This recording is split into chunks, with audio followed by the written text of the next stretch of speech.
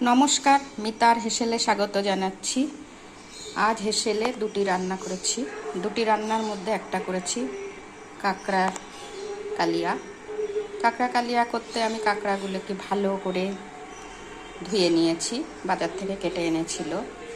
ভালো করে এবার ধুয়ে আমি লবণ হলুদ দিয়ে ভেজে নিয়েছি। তারপরে কড়াইতে তেল দিয়ে একটু জিরে ফোড়ন দিয়ে পেঁয়াজ রসুন আদা বাটা ধনে জিরে গুঁড়ো গরম মশলা গুঁড়ো টক দই সব কিছু দিয়ে ভালো করে মশলাগুলোকে সব সাতলে নিয়ে তারপরে কাঁকড়া দিয়ে দিয়েছি, দিয়ে লবণ হলুদ লঙ্কা সব কিছু দিয়ে নেড়ে চেড়ে একে কিছুক্ষণ রান্না করে তারপরে নামিয়ে নিয়েছি।